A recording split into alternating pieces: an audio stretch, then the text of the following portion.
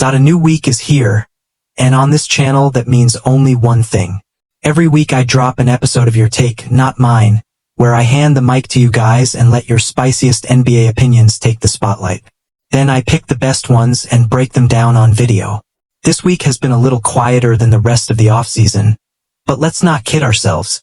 There's still plenty going on that people either don't notice or don't want to admit. The off-season may feel slow, but there's still drama going on behind the curtain, and plenty to argue about. To drop your takes, I usually post in the community tab the day before the video, just like the one on screen now. So if you want your name here next time, pay attention. But before we even get started, I've got to call some of you out. Way too many of you watching right now aren't even subscribed. Subscribe to the channel. If you actually enjoy this content, just hit that subscribe button already. It helps a ton, and honestly it's the least you can do. Now let's get into it. The first take we've got today is from Sad T-Wolves fan, who claims LaMelo Ball hasn't really improved since his rookie year. He's just been given the freedom to jack up more shots. Gotten the green light so his box score looks better than it really is. LaMelo Ball is a flashy talent who entered the NBA with a huge following thanks to the Ball family circus on and off the court. After all the noise, he did silence some doubters and proved himself as one of the better point guards in the league, already grabbing an all-star spot along the way. Has an all-star nod on his resume. But that came way back in 2022, and since then it's fair to argue he's actually gone backwards. To be fair, the original take was off by a year. LaMelo did make a real jump from year 1 to year 2. But after that, the point stands.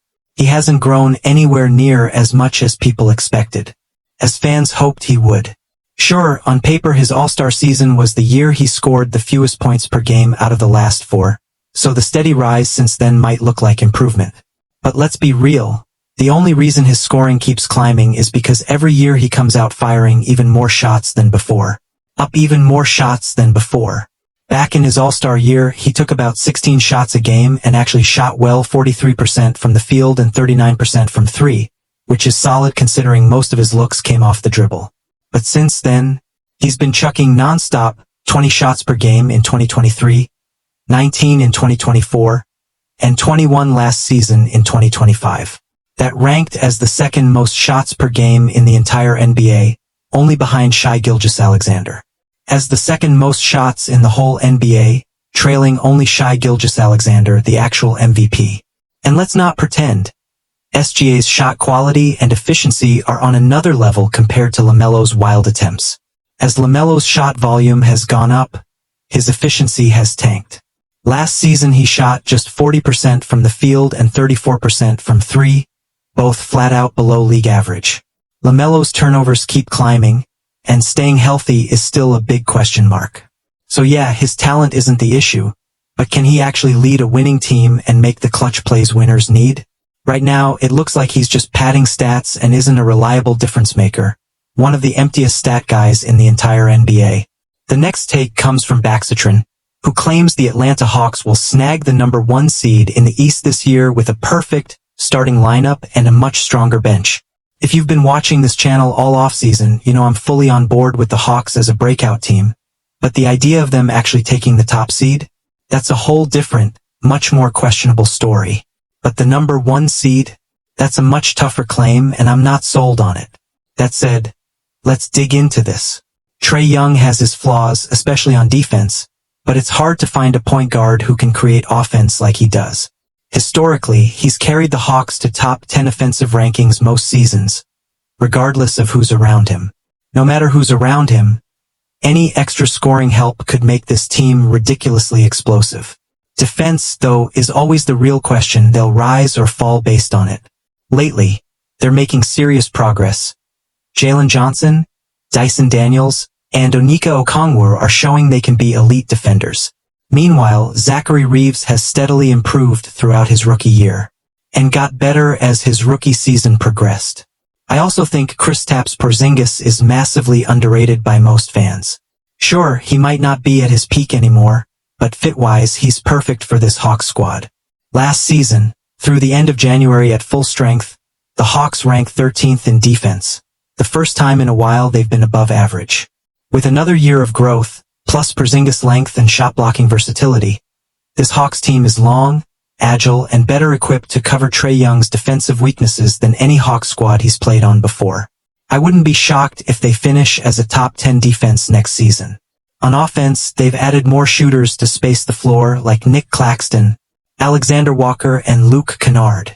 Jalen Johnson hopefully stays healthier than last season so he can keep growing as a playmaker. Zach Reeves looks ready to take a big step forward as a shooter in year 2. And Trae Young is easily the best passer Kristaps Porzingis has ever played with, so their two-man game could become one of the league's most dangerous duos. I'll firmly stake my claim, people.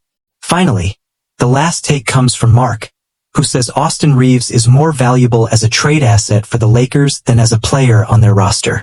When the Lakers got Luka Doncic last season at the trade deadline, it locked them into being a Luka first team for the foreseeable future. That's exciting, but it also means they have to build a team around Luka Doncic that actually maximizes his skills and the team's potential. To do that, they likely need different play styles than what they currently have. The truth is, Luka might be one of the most talented offensive players in the league, but defensively, he's a liability, especially on the perimeter where his lack of speed gets exposed and often gets exploited. The ideal partner next to him in the backcourt is a guard who can actually defend at a high level. Since Luka is better defending wings and bigs than other guards, Austin Reeves has been shining as a scoring guard. But here's the problem. He's at best a mediocre defender, and the more he handles the offense, the worse his defense becomes. Because he's spending more energy creating on offense. Reeves isn't a complete liability, but he's far from perfect. He lacks the athleticism and agility top perimeter defenders have. With the offense built around Luka Doncic, I actually think the original take has some merit. Reeves would likely thrive more on a team led by a true playmaking point guard. Letting his scoring skills keep developing. At full strength, it's hard to see the Lakers getting the most out of Reeves with Luka Doncic dominating usage and LeBron James still around.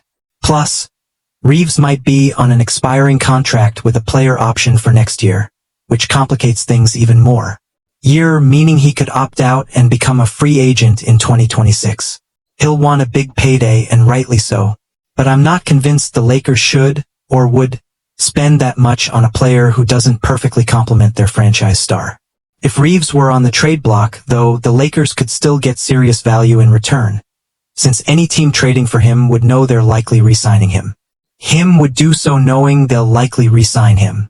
Coming off a season averaging 20 points, 6 assists, and 4.5 rebounds per game while shooting 46% from the field and 38% from 3, Reeves could command a big return, giving the Lakers much-needed depth in areas they're weak. And with that, that's all for today. Make sure to like the video, subscribe to the channel, and